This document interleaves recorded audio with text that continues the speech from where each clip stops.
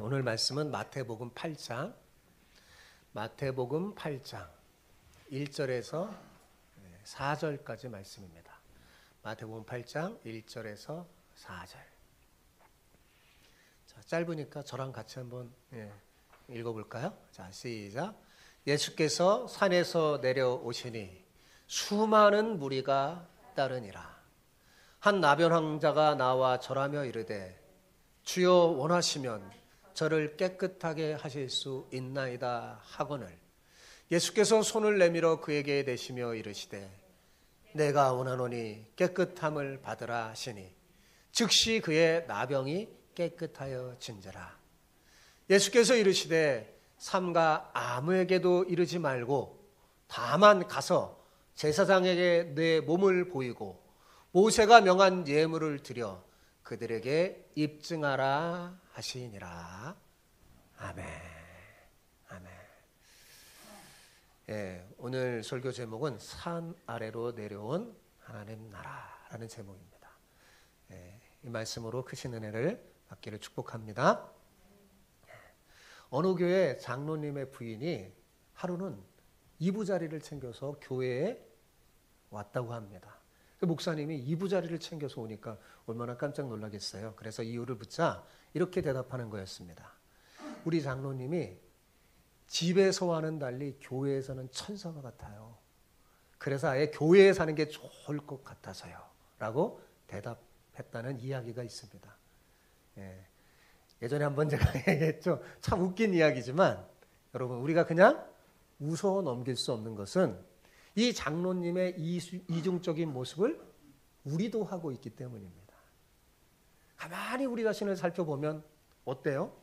교회에서와 달리 가정이나 직장에서는 전혀 다른 모습을 하고 살 때가 많습니다.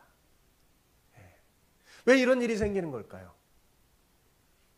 왜 이런 일이 생길까? 제가 한번 꼼꼼하게 묵상해 봤어요. 저는 그 근본적인 이유가 신앙생활에 대한 오해에서 비롯됐다고 생각합니다. 뭐에서요? 신앙생활에 대한 오해. 많은 그리스도인이 신앙생활을 교회 안에서만 하고 교회 밖에서는 하지 않는 겁니다. 왜냐하면 교회 안에서 행해지는 모든 일, 예배드리고 기도하고 어떤 행사들을 하는 그 모든 일은 참 거룩하고 성스러운 일로 여기는데 교회 밖에서의 일은 세속적인 것으로 생각하기 때문입니다. 사실 이렇게 성과 속을 구분하는 이원론적인 신앙생활은 오래전서부터 있어 왔어요. 이는 중세 때 많은 신학자가 플라톤주의의 영향을 받아서 성스러운 영역과 속된 영역을 구분하면서 시작된 겁니다. 이로 인해서 교회가 더 부흥하고 발전되면 좋겠는데 사실은 교회가 성과 속을 구별하면서 교회는 타락했어요. 그리고 세상 직업을 가진 사람들은 아주 속된 존재로 취급받았습니다. 별로 귀하게 여기지 않았어요. 세상의 일들을. 그러나 여러분, 이렇게 성과 속을 구별하는 이분법적인 이런 태도는요, 명백히 잘못된 거예요. 근데 중세 세대만이 아니라 오늘도 그런 성도들이 참 많다는 거죠. 여러분, 성경을 자세히 보고 성경이 가르쳐주는 가르침을 잘 보세요. 성경만 읽어봐도 이것이 아님을 알 수 있습니다.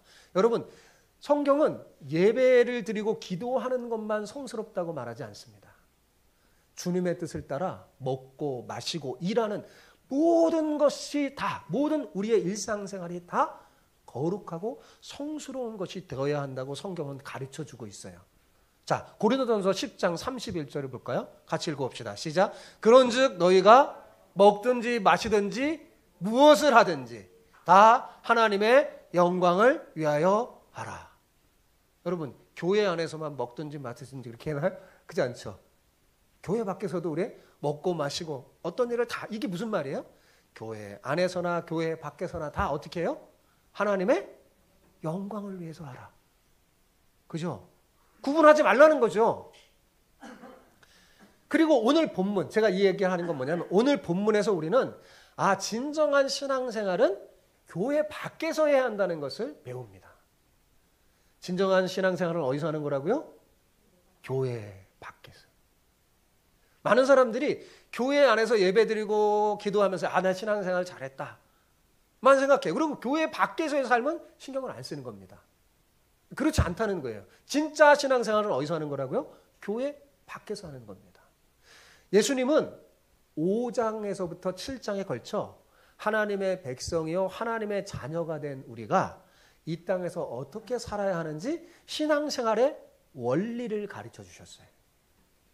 자, 그런데 예수님이 이 신앙생활의 원리를 가르쳐 준 장소가 어디입니까? 네. 잘 모르겠어요? 산 위였어요. 자, 5장 1절을 볼까요? 5장 1절. 같이 읽어봅시다.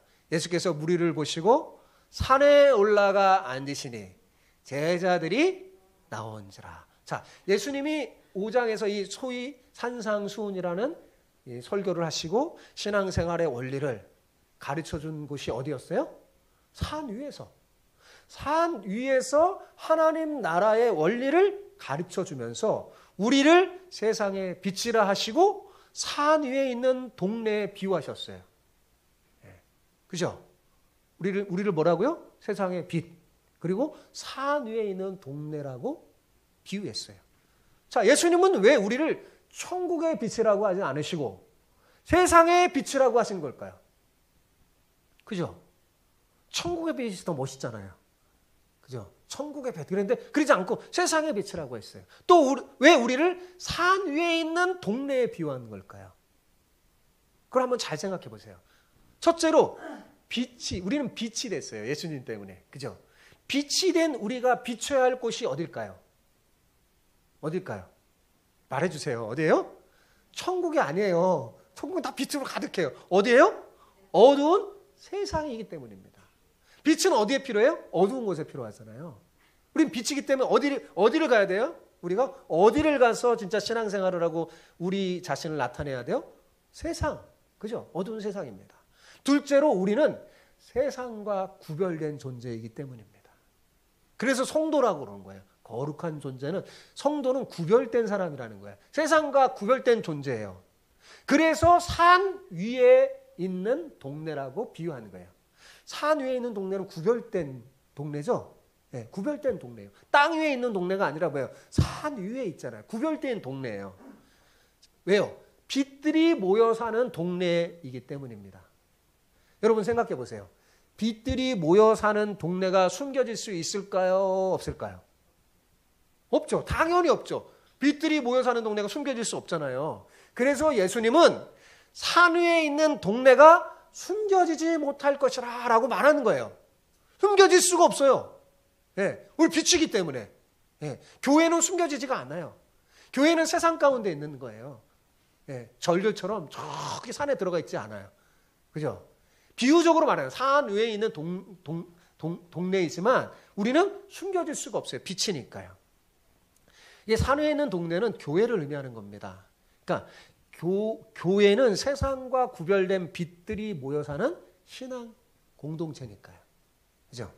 자, 여기서 우리는 신앙생활이 교회에서가 아니라, 교회 안에서가 아니라 어디에서요? 교회 밖에서 해야 함을 알 수 있습니다. 그래야 세상의 빛을 비추는 역할을 감당할 수 있으니까요. 그죠? 이거를 잘 몰랐던 것 같아요. 제가 어렸을 때 이거 좀 잘 안 가르쳐 주신 것 같아요. 교회 안에서만 신앙생활인 줄만 알고 착각하며 많은 사람이 살고 있는 게 안타깝습니다. 사실은 교회 밖에서 해야 되는 거예요. 여러분, 빛은 어두운 세상을 비춰야 하는 사명을 갖고 있습니다. 교회가 산 위에만 있고 산 아래로 내려오지 않으면 세상을 비출 수가 없겠죠. 네. 그럼 무의미해져요. 사명을 감당할 수가 없어요. 산 아래로 내려와서 신앙생활을 해야지 하나님의 나라가 온 세상에 확장될 수 있는 것입니다. 이해가 되시죠? 옆 사람에게 이렇게 축복하면서 인사합시다. 당신은 산 아래로 내려온 하나님 나라의 빛입니다. 이거예요. 시작. 당신은 산 아래로 내려온 하나님 나라의 빛입니다. 여러분이 교회에서 예배를 드리고 나가면 어떤 사람이 되냐면 산 아래로 내려온 하나님 나라의 빛이 된다는 것을 제가 말해주고 싶어서 이렇게 인사말을 하는 거예요. 여러분은요, 빛이에요. 세상의 빛이에요. 하나님 나라의 빛이에요. 그 빛이 어떻게 해야 돼요? 내려와야 돼요, 세상으로. 산 아래로 내려와야 돼요. 산 위에서 하나님 나라의 원리를 가르쳐 주신 예수님은 이제 산 아래로 내려오셨습니다. 자, 1절을 볼까요? 오늘 보면 1절 시작. 예수께서 산에서 내려오시니 수많은 무리가 따르니라. 자, 여러분, 마태는 굉장히 아주 논리적인 사람입니다. 그래서 이 마태복음을 쓸 때 굉장히 논리적으로 짜임새 있게 썼어요. 그래서 5장에 예수님이 말씀을 선포할 때는 산 위에 올라가서 하면서 이렇게 선포했다고 하면서 끝난 다음에 또 산에서 내려오시니 라고 말씀하면서 이야기를 시작합니다. 마태가 그렇게 일부러 한 거예요. 여러분, 왜 8장은 예수님께서 산에서 내려오셨다는 표현과 함께 시작하는 걸까요? 마태는 왜 예수님이 산에서 내려오시니라는 표현으로 8장을 시작한 걸까요? 굳이 사실 그렇게 하지 않아도 됩니다. 근데 왜 그렇게 한 걸까요? 예수님을 따른 우리도 어떻게 해요? 산에서 내려와야 함을 알려주기 위함입니다. 세상의 빛의 역할을 하려면 산 위에 있는 동네에 머물러서는 안 됩니다. 산 아래로 내려와야 합니다. 산 위에 있는 동네에서 하나님 나라의 원리에 대한 가르침을 받은 그 진리의 빛을 어떻게 해요? 어두운 세상에 비춰야 돼요. 그래야 하나님의 나라가 산 위의 동네뿐만 아니라 산 아래까지 내려와서 온 세상이 하나님 나라가 되는 하나님의 꿈이 이루어질 테니까요. 산에서 내려와야 합니다. 그리고 산 위에서 배운 그 진리의 말씀을 산 아래서 실천해야 합니다. 오늘 여러분이 교회 안에서 이게 예배드리는 거 어떤 면에서 산 위에 올라온 거예요. 여기서 하나님의 말씀을 배워서 그 말씀을 실천한 곳은 어디예요?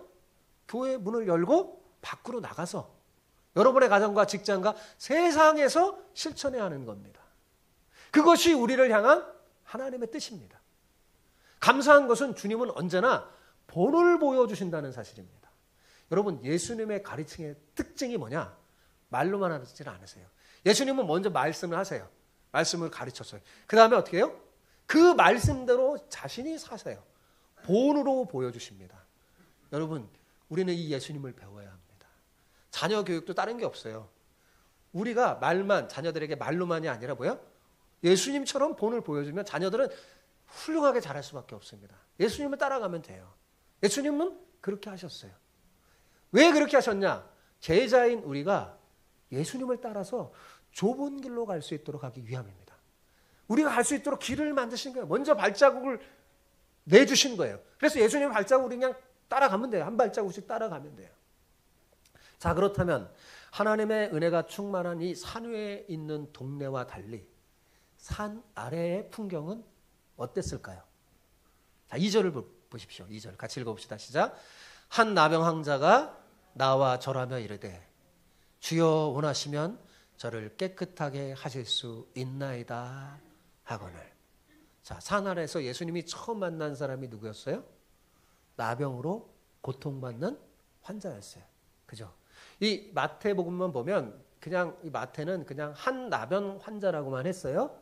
그런데 누가복음에도 이 이야기가 있거든요. 의사인 누가는요, 이 환자가 신체 일부가 아닌 온 몸에 나병에 걸린 환자라고 소개하고 있습니다. 누가는 의사였잖아요. 그죠? 아주 세밀하게 의사의 시각으로 이 사람은 고통 나병 환자 정도가 아니라 온 몸에 다 나병이 펴진 환자였어요.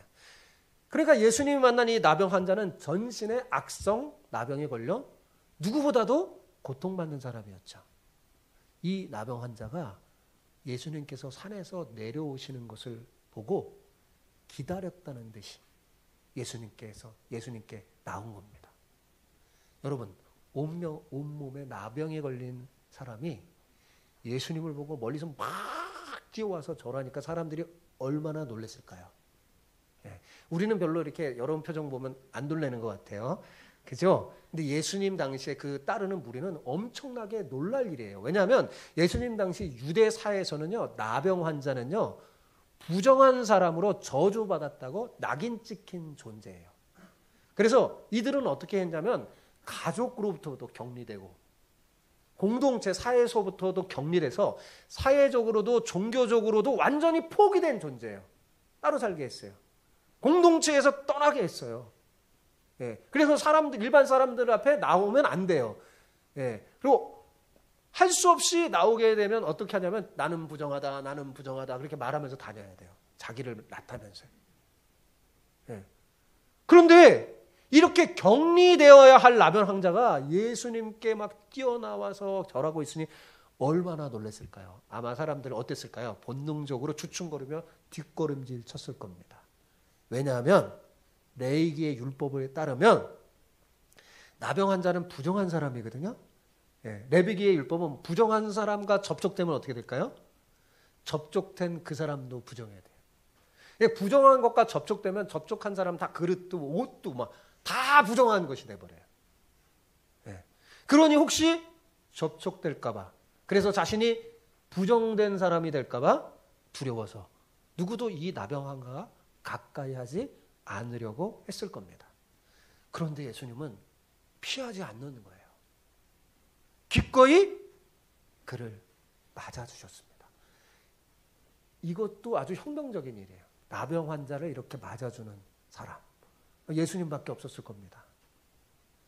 그러자 그는 예수님께 절을 하면서 대뜸 이렇게 말하는 겁니다.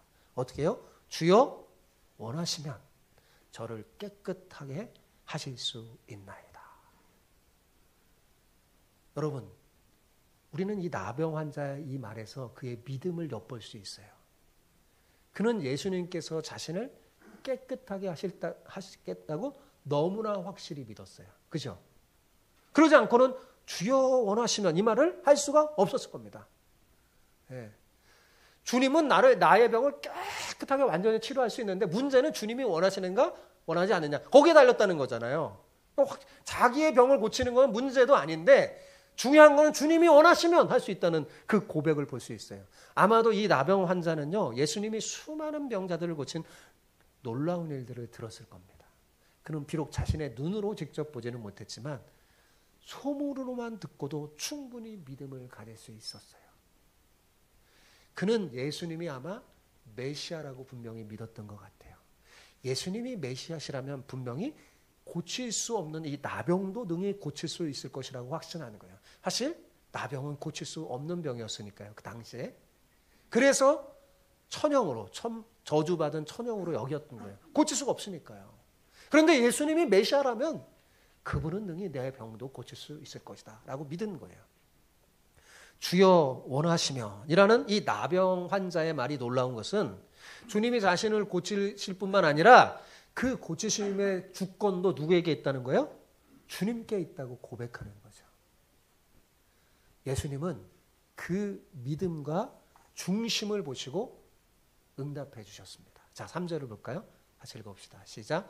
예수께서 손을 내밀어 그에게 대시며 이르시되 내가 원하노니 깨끗함을 받으라 하시니 즉시 그의 나병이 깨끗하여 진지라. 놀라운 일이 벌어졌죠. 예수님의 말씀 한마디에 나병 환자의 피부가 깨끗하게 완치됐어요. 평생 소원이 이루어지고 문제가 해결된 겁니다. 왜요? 예수님은 전능하신 하나님이시니까요. 전능하신 하나님은 말씀 한마디로 모든 것을 하실 수 있습니다. 예수님의 말씀 한마디에 이 나병 환자는 놀라운 기적을 체험했어요. 자기의 평생 소원이요. 문제가 완전히 어떻게 돼요? 해결된 거예요. 얼마나 기뻤을까요? 여러분 생각해 보세요. 예? 얼마나 뛸 듯이 기뻤을까요? 아마 환호성을 지르면서 이 기쁜 소식을 자신의 가족과 친구에게 전하고 기쁨을 나누고 싶었을 겁니다. 네. 그죠? 이제는 나았으니까 가족들한테 보면 나 나았어 이렇게 하고 싶었을 거예요. 그리고 이 나병 때문에 그동안 하고 싶어도 못했던 것들이 얼마나 많았을까요? 그것도 아마 해보고 싶었을 거예요. 그런데 예수님은 이 고침을 받고 흥분된 이 나병 환자를 진정시키고 난 후에 이렇게 말씀하시는 겁니다. 자, 4절을 보십시오. 같이 읽어봅시다. 시작. 예수께서 이르시되 삼가 아무에게도 이르지 말고 다만 가서 제사장에게 내 몸을 보이고 모세가 명한 예물을 드려 그들에게 입증하라 하시니라. 참 예수님의 이 반응은 참 이해하기가 어려워요. 여러분, 나병이 나은 이 사건은 얼마나 엄청난 뉴스입니까? 여러분, 구약 선지자 엘리사 시대에나 일어났던 일이에요. 엘리사 시대 때 누가 나아만 장군 아시죠? 네. 그때나 일어났던 일이에요. 불치병이 고침을 받는 기적이 일어났으니 오늘날 같았으면 어떨까요? 세계 톱 뉴스거리가 됐을 겁니다. 구약시대 엘리사 시대 외에는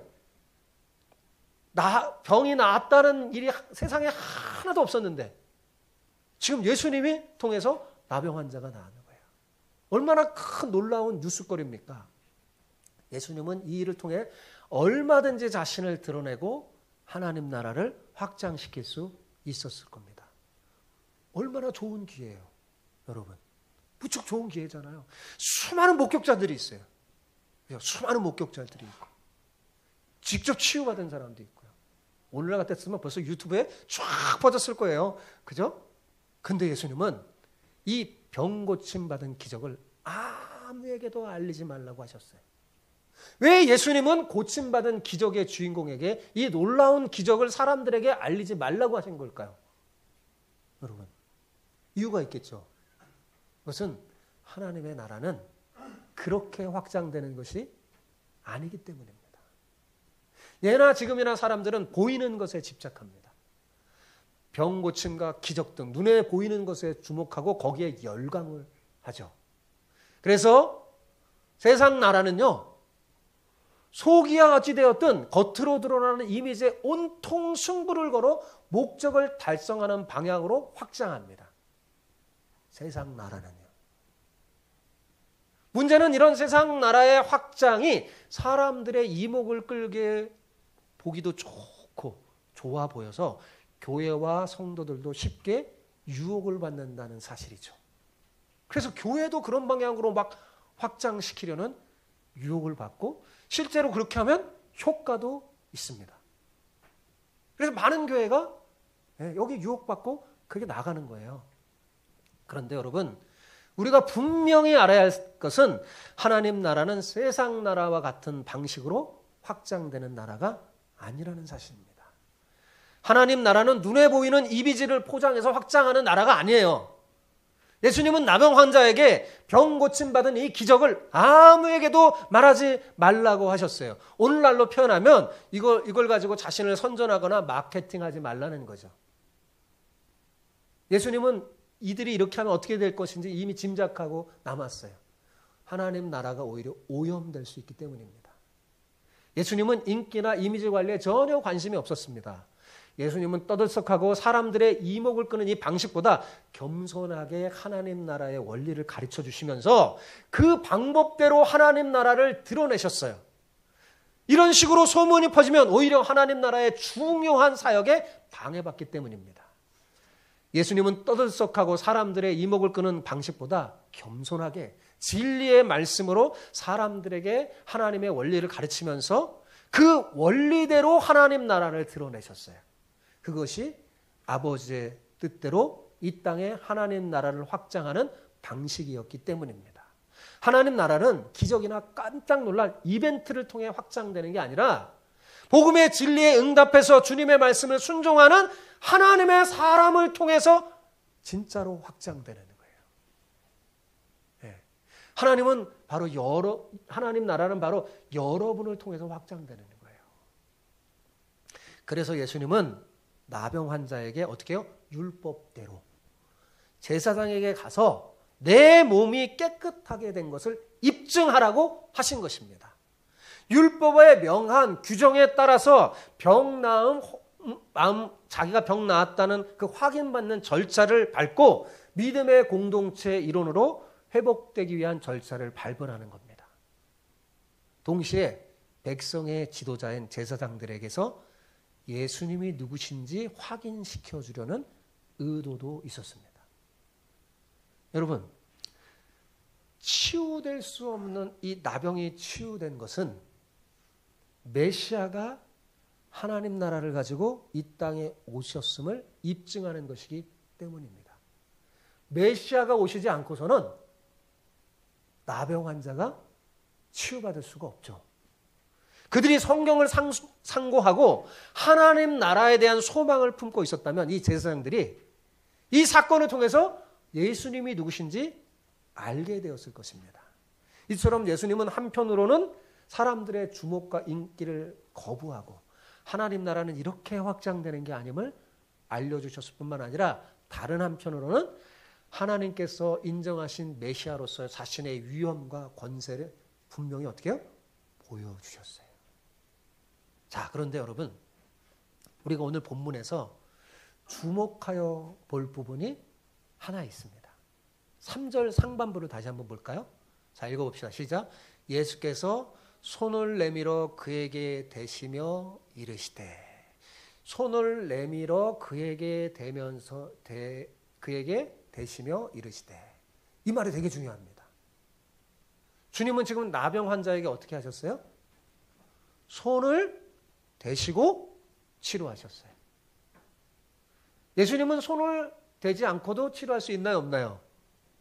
있어요. 다음번에 백부장의 하인이 고침받는 내용이 나오는데 그건 말로만 했어요. 가지도 않으시고 들어가지도 않고 말로만 해도 다 돼요. 근데 예수님은 이 나병 환자를 어떻게 했어요? 손을 대시고 치유하셨어요. 이거는 대단히 놀랍기도 하고 사실은 이상한 일이었습니다. 왜냐하면 나병 환자에게 손을 대는 것은 아까도 말했지만 율법을 어떻게 해요? 어기는 것이기 때문입니다. 부정한 것에 손을 대면 어떻게 된다고 그랬어요? 부정해진다고 그랬잖아요. 가장 정결한 사람 중에서도 가장 정결하신 예수님께서 의도적으로 나병 환자에게 손을 대셨어요. 그렇다면 율법에 귀로되려면 지금 예수님이 어떻게 된 걸까요? 여러분, 어떻게 된 거예요, 예수님이? 율법을 어겨서 그 결과 어떻게 됐어요? 부정하게 된 거잖아요. 그죠? 부정하게 된 겁니다. 그런데 여러분, 여기에 깊은 복음의 메시지가 숨겨져 있습니다. 산 위에서 하나님 나라의 원리를 가르치시고 산 아래로 내려와서 나병 환자를 만나 그를 만지고 고치신 이 사건은 하나님 나라가 이 땅을 고치고 임하심을 강하게 상징하는 것이기 때문입니다. 이것은 굉장히 하나의 이 산상수훈의 말씀을 마치고 나병 환자를 딱 만나는 이 사건은 이 세상에 강한 복음을 선포하는 하나의 사건이에요. 그걸 마태가 보여주고 있는 겁니다. 예. 예수님은 이 나병 환자와 같은 상태에 빠진 인류를 깨끗하게 하시려고 우리의 부정을 뒤집어 쓰시고 이 땅에 오셨어요. 그죠? 예. 이 나병 환자는 영적인 상징이에요. 이 세상, 죄에 빠져서 부정한 이 세상을 상징하는 거예요. 이스라엘 비롯해 모든 세상을 상징하는 거예요. 나병 환자와 같은 그런 고통과 죄에 빠져 죽어가고 고통 속에 있는 인류를 깨끗하게 하시려고. 우리를 만져 우리처럼 인간의 몸이 돼서 부정하게 되어서 부정을 뒤집어 쓰고 이 땅에 오신 거예요. 여러분, 오늘 이 본문과 레위기 14장과 연결해서 읽어보면요, 놀라운 복음의 비밀을 깨달을 수 있습니다. 예수님은 이 나병 환자를 고치신 다음에 사람들로 하여금 레위기 14장을 기억하게 하신 거예요. 레위기 14장, 그 레위기 14장의 율법대로 가서 하라고 그런 거예요, 지금. 아무에게도 말하지 말고 너는 제사장에 가서 레위기 14장에 나온 그 율법대로 그대로 해라. 정결 예식을 하라고 한 거예요. 예수님이 지금 모세의 율법대로 예물을 드리고 입증하라는 말은 레위기 14장의 말씀을 행하라는 거예요. 거기에 보면 정결 예식이 나오는데요. 저랑 한번 천천히 읽어볼까요? 레위기 14장 1절에서 9절이 그 내용입니다. 같이 읽어봅시다. 시작. 여호와께서 모세에게 말씀하여 이르시되 나병 환자가 정결하게 되는 날의 규례는 이러하니 곧 그 사람을 제사장에게로 데려갈 것이요 제사장은 진영에서 나가 진찰할지니 그 환자에게 있던 나병 환부가 나았으면 제사장은 그 정결함을 받은 자를 위하여 명령하여 살아있는 정결한 새 2마리와 백향목과 홍색실과 우슬초를 가져오게 하고 제사장은 또 명령하여 그 새 하나는 흐르는 물 위에 질그릇 안에서 잡게 하고 다른 새는 산채로 가져다가 백향목과 홍색실과 우슬초와 함께 가져다가 흐르는 물 위에서 잡은 새의 피를 찍어 나병에서 정결함을 받은 자에게 7번 뿌려 정하다 하고 그 살아있는 새는 들에 놓을지며 정결함을 받는 자는 그의 옷을 빨고 모든 털을 밀고 물로 몸을 씻을 것이라. 그리하면 정하리니 그 후에 진영에 들어올 것이나 자기 장막 밖에 이레를 머물 것이요 7째 날에 그 모든 털을 밀되 머리털과 수염과 눈썹을 다 밀고 그의 옷을 빨고 몸을 물에 씻을 것이라. 그리하면 정하리라. 이거 하시라고 한 거예요. 나병 환자에게. 지금 이 일을 하라고 명령 아무에게도 말하지 말고 지금 레위기 14장의 규례대로 해라. 지금 예수님이 한 거예요. 자, 이때 당시에도 의사가 있었습니다. 그죠? 그런데 나병만은 의사가 판단하게 하지 않았어요. 의사가 진찰하지 않고 제사장이 판단하게 했어요. 그 나병이 나았는지 안 나았는지. 왜냐하면 나병은 영적인 메시지를 담고 있는 질병이었기 때문입니다. 혹시 나병에 걸렸다가 나은 사람이 있다면 제사장에 가서 정밀 진단을 받고 병 나았다는 확진을 받아야 했습니다. 그리고 제사장을 통해 확진을 받으면 정결 예식을 해야 됐어요. 정결 예식을 통해서 그가 병 나았음을 증언해야 했습니다. 그런데 실상은 나만 장군을 빼고 지금까지 나병 환자가 나은 적이 없었기 때문에 자, 이 규례가 실행한 적이 있었을까요? 없었을까요? 없었어요. 한 번도. 성경에는 나왔는데 나병 환자가 나아야지만 이 일이 벌어지는데 나병 환자 나은 사람이 있나요? 없죠. 그러니까 제사장이 이런 예식을 한 적이 없어요. 그런데 지금 예수님을 통해 나병 나은 사람이 등장해서 지금 어떻게 해요? 이 규례가 행해져야 되는 것이 돼버렸어요. 그죠? 자, 그런데 이 정결 예식을 잘 보세요. 이 정결 예식에 보면 아까 살아있는 정결한 새 2마리가 필요해요. 살아있는 정결한 새 2마리와 백향목과 홍색실과 우술초가 필요했어요. 이 정결 예식을 하려면. 그러니까 이 나병 환자가 낳은 정결 예식은 굉장히 독특했습니다. 다른 정결 예식에 이런 게 없어요. 아주 독특하게 그렇게 하라고 하나님이 정해 주셨어요. 자, 그런데 가만히 보세요. 백향목, 홍색실, 우술초는요. 예수님의 죽음을 상징하는 것들이었습니다. 백향목은 십자가를 상징하는 나무고 홍색실은요. 예수님께서 십자가 지시기 전에 입은 옷이 뭐야? 자색 옷이죠. 그 자색 옷을 뭘로 홍색실로 짜서 만드는 거예요. 예, 사용한 그 실이에요. 그리고 우술초는 뭡니까? 출애굽 때 이스라엘 백성들이 문지방에 뭘 발랐어요? 어린 양의 피를 발랐죠. 그 어린 양의 피를 바른 도구가 뭐냐? 흙의 우술초예요. 그게 우술초예요. 그러니까 이 세 가지 물건은 전부 다 뭐예요? 예수님의 죽음의 현장과 연결된 거죠. 여러분, 살아있는 정결한 새 2마리는 예수님을 상징하는 겁니다. 5절에 보면 이 새 한 마리를 흐르는 물 질그릇 안에서 잡습니다. 거기서 죽여요. 정결한 새를, 살아있는 정결한 새를 흐르는 물에 질그릇 안에서. 여러분, 성경을 읽을 때 이 성경에서 질그릇은 보통 우리의 육체를 상징합니다. 그러니까 가만히 보세요. 하나님께서 하늘의 영광스러운 아들인 정결하신 그 예수님을 어떻게 했어요? 그 예수님이 부정한 우리를 깨끗하게 하시려고 질그릇 같은 인간으로 이 땅에 오셨죠. 그죠? 오셔서 어떻게 했어요? 십자가에 죽으셨잖아요. 그죠? 그러니까 하나님께서는 하늘의 영광스러운 아들인 정결하신 이 예수님이 부정한 우리를 깨끗하게 하려고 질그릇 같은 이 땅에 오신다는 것을 레위기 율법 속에 담아 놓으신 겁니다. 6절을 보면 앞서 질그릇 안에 잡은 이 새의 피, 그 피를 또 다른 한 마리 살아있는 새에게 뿌립니다. 한 새는 죽어요. 한 새는 질그릇 안에 죽인 다음에 그 새의 피를 다른 살아있는 새에게 뿌려요. 그런 다음에 어떻게 합니까? 놔줘요. 자유롭게 날아가도록 놔줍니다. 그리고 그 피를 나병에서 정결함을 받은 자에게 7번 뿌려서 나았다, 정하였다라고 선포하게 하는 의식을 하라는 거예요. 여러분, 놀랍지 않나요? 예수님은 지금 레위기 14장의 복음의 비밀이 실제가 되게 한 거예요. 이게 아마 이들도 성경을 읽으면서 이게 도대체 왜 예수님은 이 나병 환자의 정결을 하나님은 이런 규례를 만드셨을까요?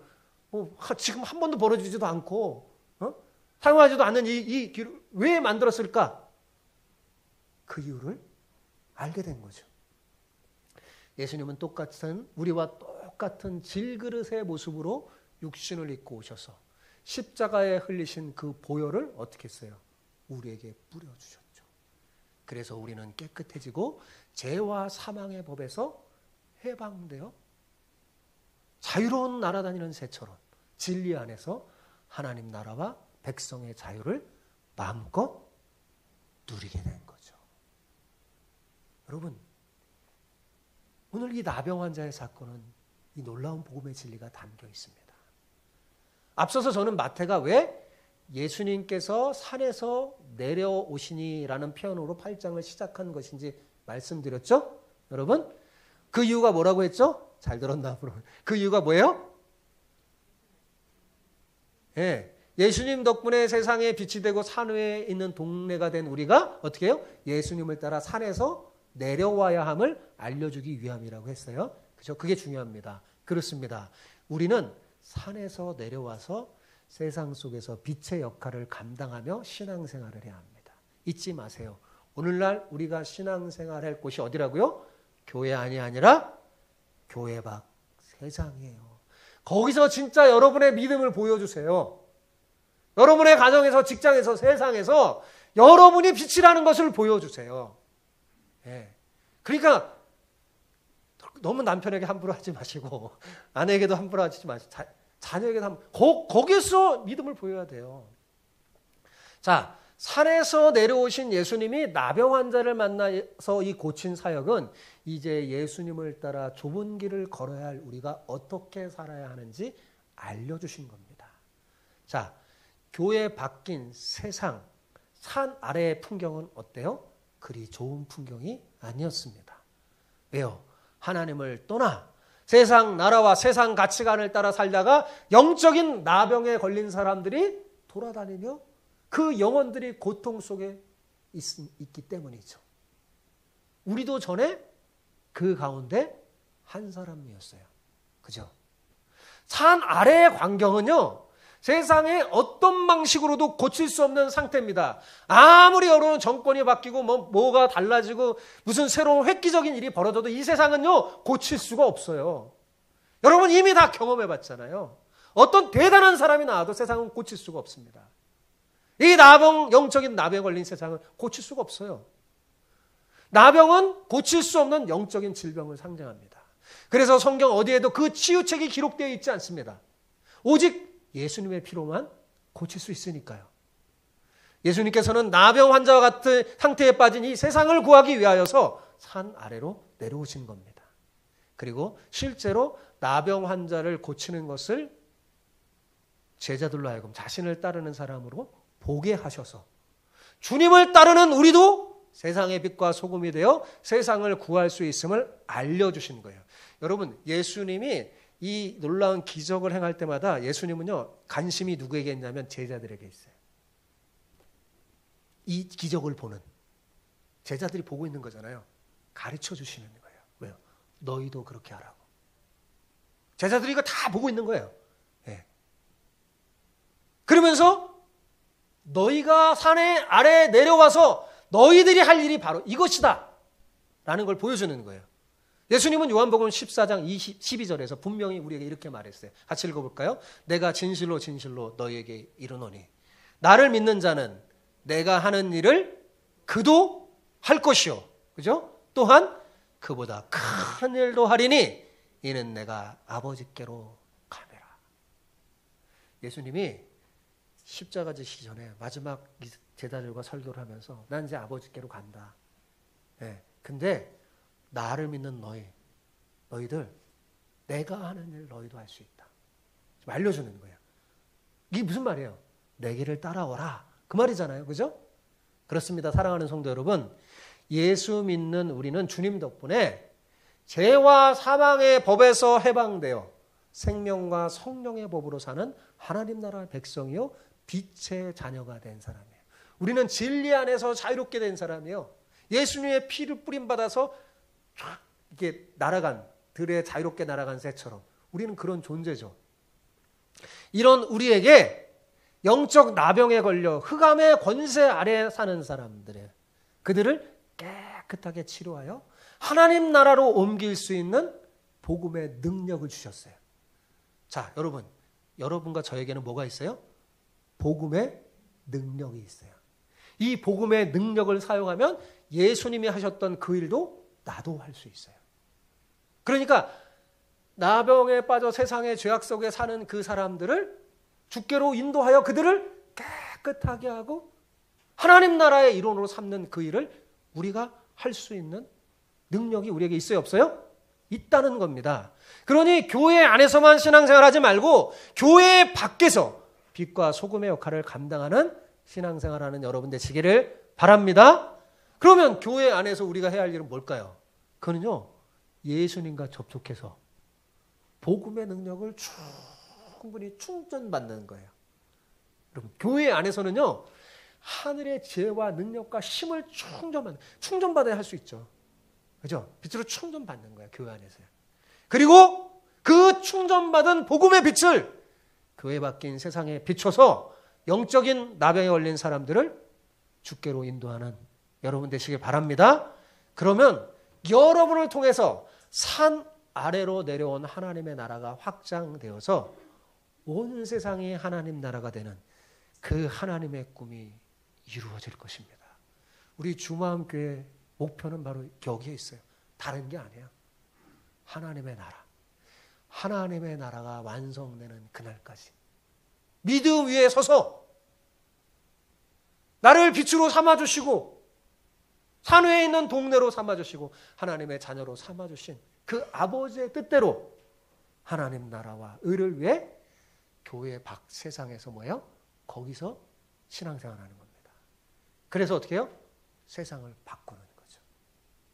여러분의 가정을 바꾸고 직장생활에 여러분의 직장을 바꾸고 세상을 바꾸는 복된 여러분이 다 되시기를 축복합니다.